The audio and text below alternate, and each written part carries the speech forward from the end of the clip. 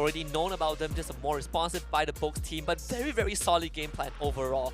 And to answer your earlier questions, I do feel like GPX might benefit from that red side. I think we will have a side swap coming into game 2. With how responsive GPX's draft was in game 1, I still think it would be almost the same in game 2, where they just want to see what GameLab has and then counterpick that. Well, let's find out. We're going to be running into the draft real soon here. And when they start off, we'll find out which side that they're going to be on. Personally, for me, I still don't like Farsa openers. There's just too many ways to actually deal with it, especially when the bans were looking like that. So hopefully we can get a little bit more information on where their priorities are going to be. And yes, it looks like GPX is going to take the red side. The ban so far, nothing out of the ordinary. The Glue Yi had to cut in phase 1 as well. 1-1 will be banned out by GPX first. Alright, 1-1 joined the. Wow, this is fast. Kaja, Yi, Glue. Again, GameLab not deviating too far from what they want to ban out. They don't want the box. They also don't want to deal with the Joy. They don't want to deal with the Sandbag up in the EXP lane. So I'm guessing they're going to set up for Arlot. GPX, on the other hand, probably don't want to deal with it. I would assume, is there anything else out of the ordinary that they need to worry about? Well, there's also Fanny as well, but I don't think GameLab's going to first pick that. Or maybe they could. It is Takanaga, to be fair. I mean, they will first pick if they want to. Yeah. But for GameLab, they normally keep Takenaga's pick for last, but in the last game they did it for UTZ. Primarily, they really just treasure their carry players a lot. Yeah, they do. They set it up well. I mean, look at that. They literally have a spreadsheet open just for this draft. So GameLab, they're not holding back here. You can tell by the coach, he is making sure that he's going to give his players the best tools possible. What do you call it? Do you call it a butterfly effect or something? Like if I pick this and then if I pick a hero and it branches out to like 10 different drafts or something. I think the butterfly effect is when you go back. When you do something. Yeah, it's time travel and it ripples throughout the future. Yes. I mean, I guess you could say that it's a butterfly effect. I would say it's more of a like rippling effect. I don't know. A rippling effect. Ah, well. Domino effect. Domino effect. Yeah. That's the one. That is the one. Man, we are not sci-fi buffs. That's for sure. GameLab going to be starting off with the Farmus opener. Okay, Farmus opener is generally pretty safe here. GPX could go with the same thing. They could go for a Valentina, but if they want to be very, very safe, they can easily decide to go for an Artillery Mage. Artillery Mages go well into Farmus. You build up, what, 700 temp HP? I'm just going to chunk it all out with my AoE. Like a juicy Farsa opener again, right, for GPX. Yeah, that's true. That's true. Farsa openers are always good, and GameLab, that's why they banned out the Yve and as well as the Kaja. There it is. Now you have basically taking the Kufra away from GameLab. Now you again have this brick wall. Definitely slightly different compared to having the Lolita, but there is some solutions to getting these dives off, these early dives to pair it up with Feather Airstrike. Oh, we see that Fanny now taken away by GameLab. They instantly just show Takenaga's pick in the first phase. Hey, look, remember when we were talking about like treasuring their carry players' picks at the very end? I don't think this is the case. They're like, okay, Takenaga, you got Fanny. All right, both of them. Yeah, let's show both of them. Let's change things up. Again, both Fanny and as well as the Claude, great divers, and I feel like GameLab now have a very clear motivational direction into what their comp wants to do. Their comp wants to dive as much as possible. They want to get access to the back line as quickly as they can. They don't want to play that traditional front to back. Yeah. In the previous game, they were not really able to get on top of creep as effectively as they wanted, but now they have 2 ways to do it, and they have kind of the second life from this called Ota. Yes, and with that being said, GPX, I think now they recognize, all right, we know exactly what they want to do. It's great that we have the Kufra to actually deal with the Fanny, but we need strong side laners, and Brody is going to get locked in. I think this is a great option. Brody is a good way to actually try and bully out this Claude, and it means that the next couple of bans here for the side of GPX has to be targeting toward... Wow, okay. Still the Masha, they're keeping in mind about what Havas is very capable of doing, but they need to start thinking about support picks. Yeah, both, at least for the GameLab, right? They're looking for both the XP and the Roam. Actually ban out the Martis as well. GPX still looking for the junglers. So we are taking out these strong jungler picks that can pose early threat to, well, early to late threat against Fanny, right? Martis, definitely one of them. Is there a possibility for GPX to go for an Akai angle? Yes, there is there is a very real world that they can do that. I'm thinking, what else could it be good against? You can disengage. Is there any real reason to disengage? I suppose. Okay. So I think for GameLab, it's very understandable if they want to play Lancelot into the Fredrin or if they want to play Lancelot into the Akai, right? I feel like GPX, if they want to honestly, just blind draft it and go for the Akai early, it's honestly not that bad. But let's see what this next ban is, right? Maybe that will give us some more indication. Okay, so they get rid of the Diggy as well. This is an even better setup if they want to go for a blind Akai. And in this case, you already see... Oh yeah, there it is. There's the Akai ban. Unfortunate. Would have been a decent solution against this Fanny, right? Who wants to dive you, you just bump in away. But now GPX back to the drawing board. Back to the drawing board, indeed. I think they gotta go for Lancelot, right? Even if they go for Fredrin, it's not the worst in the world, but most people are going to bypass that front line anyways, so is it really worth it here? Is there anything else that we should take into consideration? Barats is not too bad. Barats is kind of like meh in this situation. Ling is honestly not the worst in the world, but then you're gonna have to play on the strong side of your map. They are gonna be on red side, so red side will be like the top side of the map, and then purple buff will be closer towards the gold lane. So it's a little tough to say. I don't think they want to play a purple buff reliant hero as of right now. And they will keep the jungle pick for last, right? They want to see what GameLab has. First, I think the Grok pick, again, just very, very safe pick. You can't really go wrong with it. GPX will run this XP Grok. They're mainly denying it here, and yep, it's going to be EXP lane Fredrin this time with the added benefit of the Lolita to block big shots, and most importantly, the torn apart memories if it comes down to it.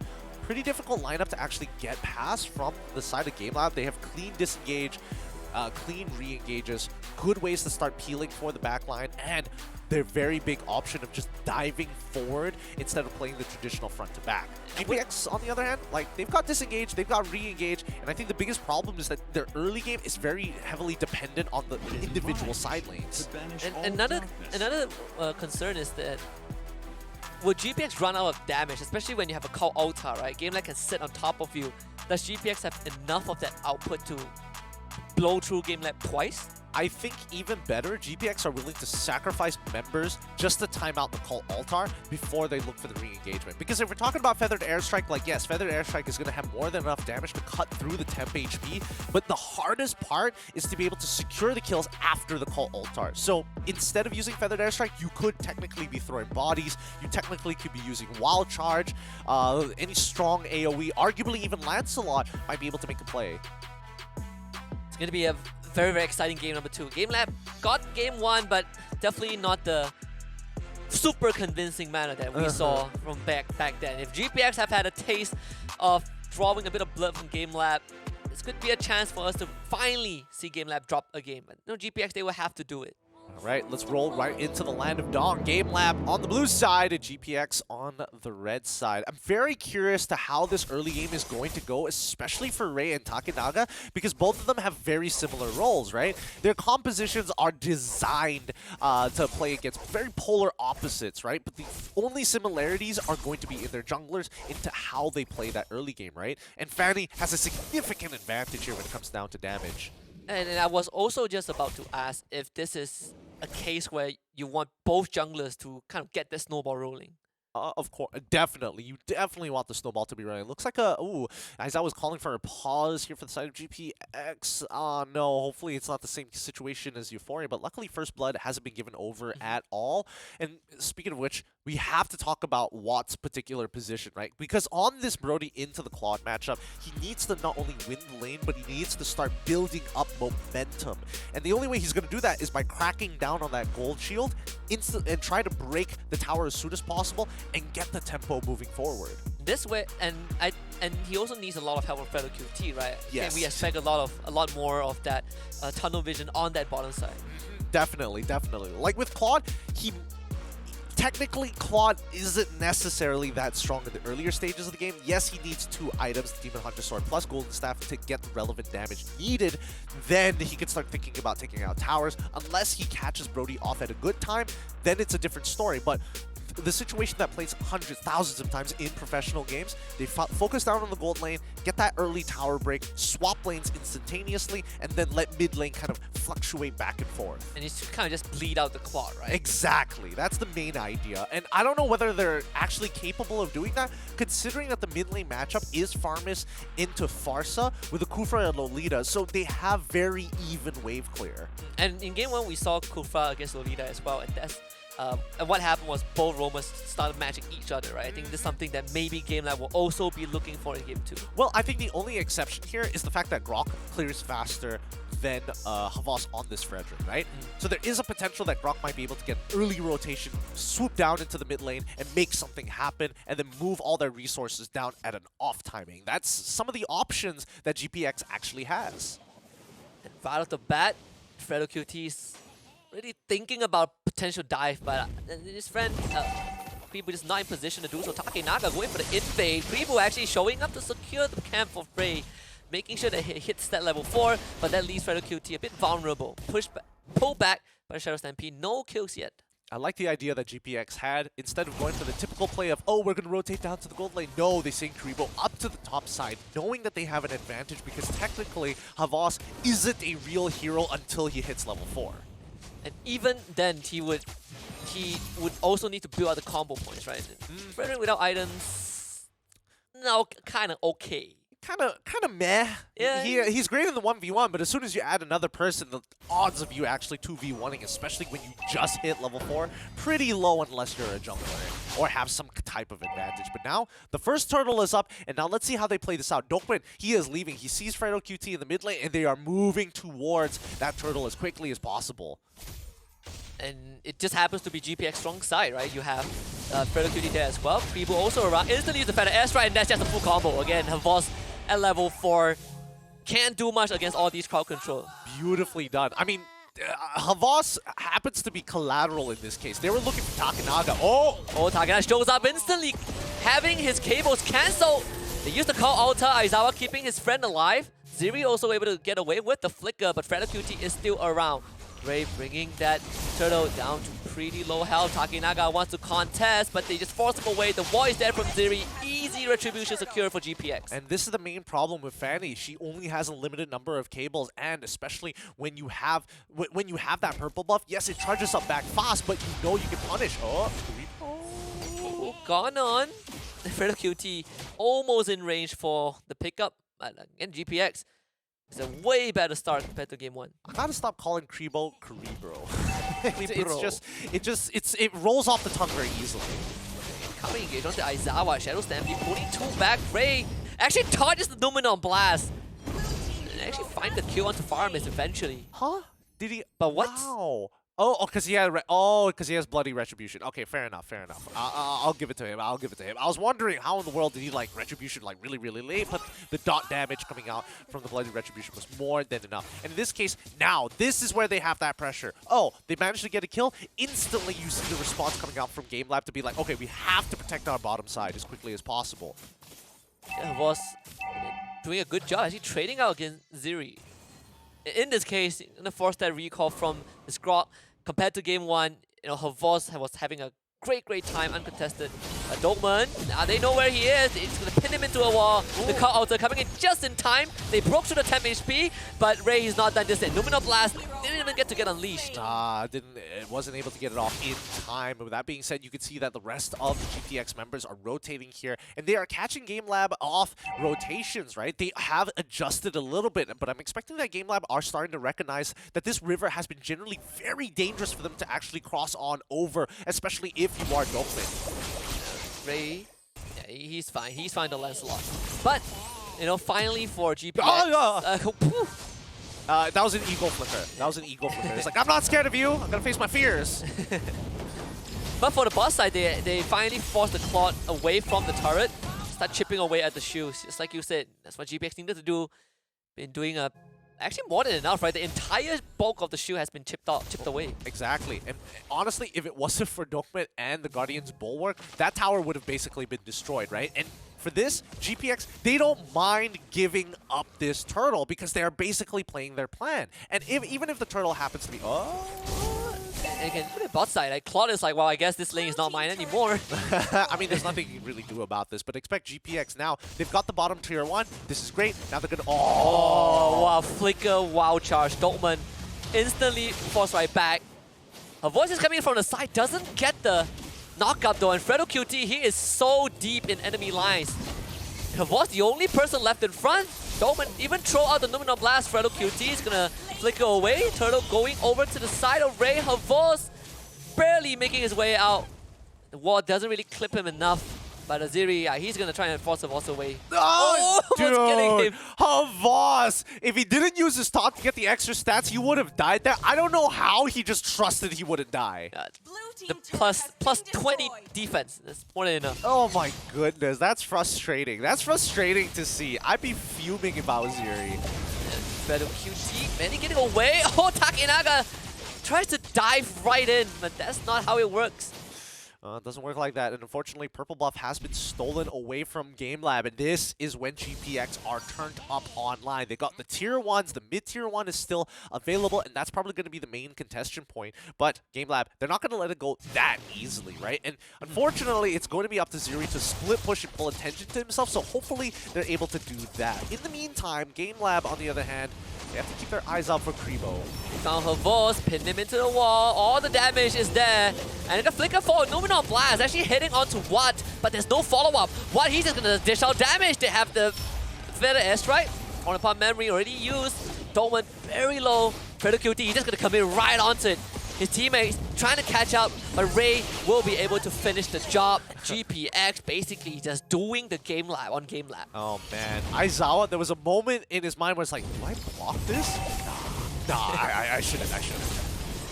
In tier 1 is the target, take it down. Watt in the corner, no one can do with him, but Alfredo QT does end up getting sacrificed. Yep, and now GameLab, they have to play for the later stages of the game where their main win condition is going to be just hard team fighting, traditional front to front, and if Yuktizi is able to get enough damage on that backline, it should be pretty easy for Takenaga to start clearing up the rest of the members, but we'll just have to wait and see, because right now GPX with the snowball on their side, they've got the momentum, and they also have the economy to kind of press forward with this advantage. 4,000 goal lead as well. Nowhere is 100% safe for this Claude, right? He's just trying to pick up the scraps down, but GPX already have control. Ziri, wow, charge instantly, proccing the call alter from Aizawa. They will get the turtle for themselves. Ziri does end up going down. Predator QT in the front, and that Ray just goes right in. Big Thorn Rolls, taking out the Lolita. Aizawa really wants to help, but there's just no space for him. Yeah, but again, it's just, losing out on the turtle, not the biggest deal in the world, but with the lead that GPX actually has, it's great that GameLab is able to trade 1-for-1, 50-50, especially since they are the team behind, and they trade upwards an EXP laner for support. So very minimal loss on the side of GameLab's side, and, these are the few trades and interactions you can actually do to start clawing your way back up to an even gold economy. And while we're on that topic, I kind of want to bring it back to the early condition that you pointed out with Brody, right? What we discussed a bit of how he wants to take down the bot tier 1 as fast as possible. Now all the tier 1s are down. What is the role of this Brody at this point in time? Well, at this point in time, he's there for momentum. He's the cleanup crew, right? He has Kribo. He has good damage, but not enough to one-shot somebody. Fredo QT flickers to safety. Takenaga going for him. Couldn't finalize the kill, and what? Again, untouched. Ziri doesn't land the wild charge, but what has done enough of that stacks to kill off Dortmund. The cleanup crew is already here, and they're going to do it all again. They're very ult-dependent. Keep that in mind when GPX goes for these fights. And Ray, he's just going to go straight and basically makes a full circle into the face of Takenaga. Finally, GameLab punishes the jungler of GPX. Havas still wants a bit more, but GameLab is not going to follow up with that. Yeah, they're playing very disciplined here, and now Yuktizi is getting access to things like the orange buff here, which he's definitely going to need, but they're still passing it over to Takenaga. I think they should start handing it over to Yuktizi from this point onwards, right? He's the main win condition, and Takenaga is losing a lot of his relevancy, if not for Yuktizi and Aizawa chunking out the majority of the members from GPX. Dortmund. Oh, Spidey senses tingling, guesses wrong. And he's probably going to be gone, and Kribu also making it out of there. He's really doing a fantastic job, but they do end up losing Watt though. This guy caught in a Kind of an awkward position with Ziri blocking him away. Yeah, but a little bit awkward there. 2v2 and Takanaga should be able to finish off Kribo. Looking for the far side. Takinaga has more than enough damage to get the job done. And Ray won't be able to catch him. This steel cable is just getting him out of the way. And GameLab, look at the goal differential, back to 1,000. Exactly. It feels so good to be behind and you trade equally, right? 2 for 2, 3 for 3s, 1 for 1s. It's always more beneficial for the team who is behind because there's no reason for the team who's ahead to be losing out on these trades. And you get more gold, right? You are always going to get more money. All things considered, Takinaga still clean KD 2-0, despite having so far a game that GPX have been pretty effectively shutting him down. They found Ray. Not a situation he wants to put himself in, but GPX starting on the Lord already. Let's see how this plays out here. Oh, Dokman Caught out instantly. Feather airstrike is channeled. The temp HP is already gone. Dokman is in danger. They just dive over the wall. Ray and Watt putting in the damage. The Lolita is already gone. Dokman not in the fight at all. Havors once more surviving with a slither of health. Even tries to respond with his ult. But doesn't get anything. While that was happening, Yuktizi on a split push mission on the top lane. And Takinaga, he's in such a good spot to take care of Watt. It might be an angle. Takinaga shows up. Actually, owns the Lord instead. Misses that bit of that window. GPX has the chance to get the Lord, and they will get it. Oh, they got it. They got it. It was a very interesting play coming out for the side of GameLab here, where they were, again, balancing on a knife's edge, getting a push onto that top side, but at the same time, Watt losing out his winds of nature so early on with the presence of Takinaga alone, who's trying to steal away the Lord from Rexy. Now, he knows from Ray, sorry. But Ray, he knows for a fact that he is a level up on him, so his retribution isn't going to be bigger, on top of the fact that he has that Demon Slayer. So that's the extra added additional retribution damage, which he can't compete with. And Ray just took care of Takinaga, so no Fanny right now for the side of GameLab. Can't really cut the waves. GPX looking to crash this Lord into that mid inhibitor. Ray also sending that bot wave in. Lord is down, and backdoor protection kicks in. GameLab able to hold on to the inhibitor just for a while longer, but they need 18 more seconds for Takinaga to show up. GPX, they have the full force right there. Fredo QT into the fray. Nominal blast! Huge from Dokman! And GameLab finds the counter engage that they've been waiting for the entire time. 4 dead for GPX. Beautifully done by both Havas as well as Dokman. Havas blocks the initial engagement. Dokman looks further than this Kufra and gets Kribo as well as Watt. They couldn't get out in time.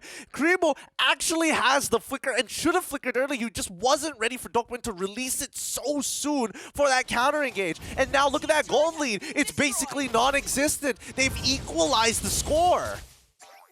For the first time, we see GameLab play from behind and they pull this off.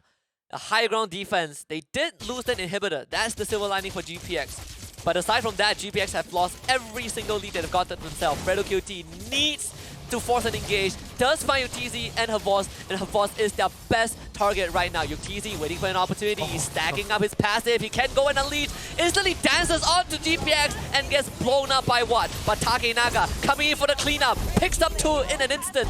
GameLab once more trading even. Beautiful, beautifully done coming out from GameLab, and actually they're able to get more gold off of this in comparison to GPX, and now they've taken the lead by 179 gold. Takanaga is going to start walking into the enemy jungle for resources as well. And there's no one that can stop him. Fredo QT will try. Aizawa is going to be around on this Farmist, and overall GameLab have completely recovered.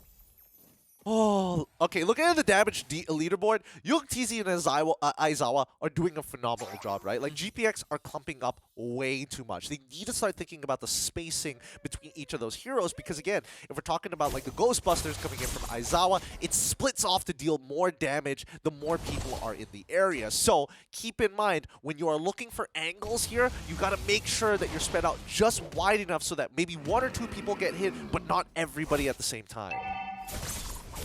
This time for GPX, it will not have control of the Lord Pit. GameLab, they're already basically tickling the Lord a bit. Ray sees all of this happening, but GPX still have members on the top side. In fact, 2 of them. GameLab They're gonna take their time with this. Yep, as much as they're taking time here, Takanaga is taking way too much damage. He goes back in! Oh my god. Wait, Takanaga, is he gonna live? Yes, he lives despite the 2v1 happening on the top side. I like the way GPX is actually handling this, right? With the information that they had on hand, they realize they don't necessarily need to contest the Lord. They know that GameLab is trying to bait something out of them. Havas trying to at least get the cash onto Ray, can't find it. GPX basically cancelling this Lord attempt, but now both teams will have the full squad around. Yeah, but unfortunately for for GPX and GameLab, it's the mid inhibitor, right? It's a continuous pushing lane, but it's also a lane that is always going to be. Wait, oh, he got oddly low there, oddly but low. Ray's in a very awkward spot. They might catch him. Though. Takanaga can't find the angle, hits the wall instead. Had to force out to fed the airstrike. While that was happening, UTZ is just casually taking the Lord. Wait, but how much of the Lord has he taken? And honestly, not that much. Yeah, he knows that. He knows for a fact that Lancelot could show up at any time. He knows he's somewhere on that top side. But more importantly, I think both GPX and GameLab have the same idea. They're utilizing this Lord to get a full-on fight and to end the game immediately after. FredoQT is holding a very crucial angle as well. Does stop GameLab from kind of walking into the jungle, but GPX, they get to reset and come back to the Lord Pit. Oh, this is very, very scary here, right? It's all about maintaining these waves. It's all about making sure you do your housekeeping at the right times and have the waves in a position that actually benefits you and is actually slow pushing in your favor to at least tell your opposing team, and hi, you got to clean up the side lanes. If not, it's gone. Oh, Rexy's oh, Ray very, very low. FredoQT jumps in. His team not with him. Takanaga looking to get rid of the immortality, and he will find it. FredoQT comes back to life. Nothing left in the tank, and Ray gets caught. Big Nominal Blast by Dogman. This Lancelot is in a world of hurt. Can he get out though? Aizawa is there right with him. But the entire team of GameLab is just going to slowly whittle down Ray. He gets dragged back by the Shadow Stampede. GameLab finally finds the fight that they can win. Oh, an opening. Oh no, they lose the Farmus. But they get the far side in return. What? Oh, that is not the place you want to be in. They just dive onto him. And GameLab finds the team wipe in the most crucial moment of this game too. GPX, they lost everything. They lost everything, and they don't even need the Lord. They have a wave on top side. They're going to push out that mid and run top side as quickly as they can because they know that it's going to be FredoQT who's coming back up to life. And with this wave, he can push it out to buy a bit of time. But Dokman, just block it. Perfect. Now, look for the end. FredoQT is definitely trying to kill the wave as fast as possible, but he's just not dealing enough damage. Ray, he's back in the fray. There's still a bit of backdoor. Ray maybe can do this, but this time it will not be like game one. GameLab cleans it up. They put them behind, they win anyways. 2-0. Still undefeated in terms of games. I think that has been the closest game so far, right? Yeah. That has been the closest one. Unfortunately for GPX, they're going to get knocked down to the lower brackets, but the experience that they learned from